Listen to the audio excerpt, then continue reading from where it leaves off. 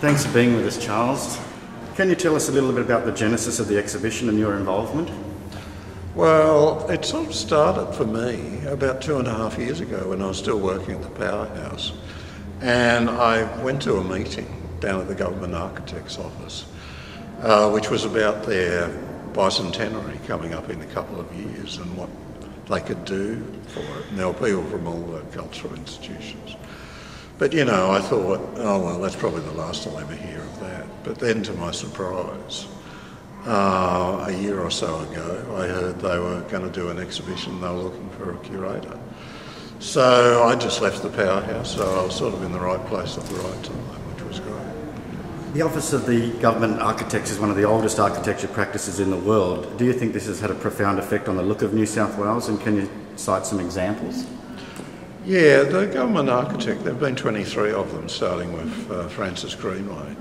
New South Wales had a Government Architect before it had a Government Treasurer. You know, it's quite incredible. He was really about the first civil servant appointed here. Up till then, all the people that had run the things had been military officers or naval officers. So it's really quite incredible how much investment the government has put into architecture in this state, and there's really nothing like it that I could find anywhere else. At 200 years of one office doing most of the public buildings, you know, in a large place like New South Wales. It just really does seem to be totally unique. So do you think that Sydney or New South Wales in general has a slightly different look about it then as a result of that history? Yeah, I think it does. I think particularly if you go to country towns, and generally the first sort of major buildings were a post office and a courthouse. And, you know, they were done generally in quite grand scale because that was the way the government architects went about it. That's sort of been controversial since Greenway's day, the amount of money spent on what are basically functional buildings like that. But it really has created a sort of real sort of stature, sort of grandness really, I think, to a lot of towns and cities that we wouldn't have otherwise. Sydney has lost a number of great government buildings in its development. Which do you see as our greatest loss, Charles? I guess the most high-profile public building that's disappeared is the State Office Block. That was built in the 60s. It was one of the first tall buildings, built just after the end of the height limit in Sydney. And for a while it was the tallest building in Sydney until Australia Square was finished a few years later. But it was a very sort of state-of-the-art tower for its time, and it was the government trying to make a statement that it could still do that sort of thing. Nowadays, of course, we're losing a lot, like Darling Harbour's just been demolished. The whole attitude seems to really have changed, and they've just become much more like things you can just knock down and sell, you know, to developers like Lendlease, which I don't think is a particularly great development. Was there anything in particular that surprised you while researching the exhibition? Yeah, there were a lot of things that surprised me, or things that I didn't know. You know, I just had no idea how prolific, how many buildings the place had produced, and just how many people had worked here. I mean, as late as the 80s, you know, they had a staff of 500 or so, and they were producing about 100, 200 buildings a year. So it's sort of an incredible sort of output. So yeah, that was something that really surprised me. The other thing, I suppose what surprises me is how unknown it is. You know, you've had 23 government architects, and even sort of architecture buffs like myself would have struggled to name more than about 4 or 5 of them. You know, there's just the anonymity of it. You know, the fact that they're all sort of public servants. You know, it means it's quite different from your normal architecture practice, and that sort of surprised me still. What are the main challenges in presenting an exhibition about architecture?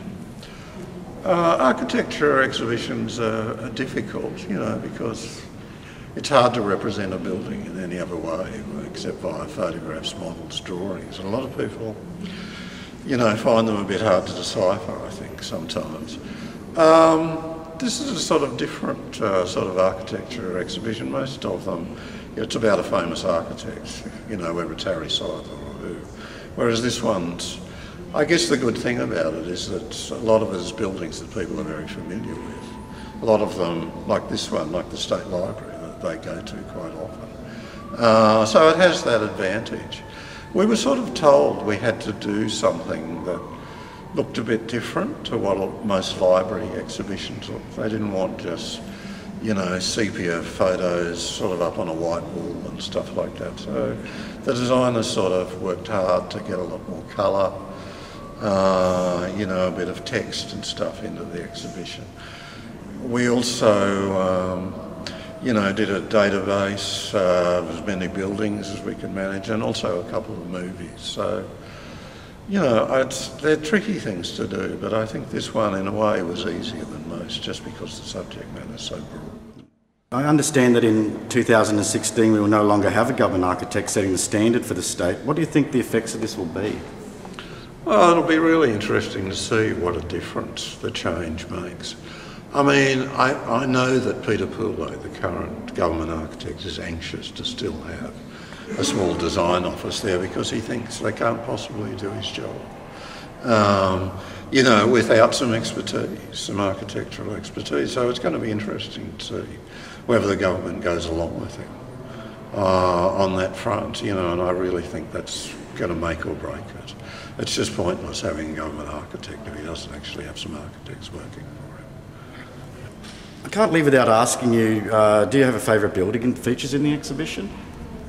My favourite building is a pretty boring one. It's probably the GPO. You know, we did an exhibition at the Powerhouse years ago. That sort of got me interested in it, and I sort of became quite a fan of it and its architect, James Barnett. Plus, you know, when I was back being a student, I used to work there at Christmas holidays taking phone bills, and it was a real sort of experience, and it was just, you know, quite an amazing place. In those days, you know, it was sort of like Central Station, everyone went through there. And I just really liked that. It was sort of designed to be the centre of Sydney, where because it was the place you could go for the news and for the mail, it was sort of very much designed, you know, as the communications hub. And it was a brilliant success, of course, to such an extent that they created Martin Place. You know, it wasn't there when the building was built. So it had a huge impact on Sydney, you know, in a way that probably no other buildings had till the Opera House. And it was sort of like the Opera House of the 1800s, I think. So, yeah, I'm a huge fan of it. I really like it.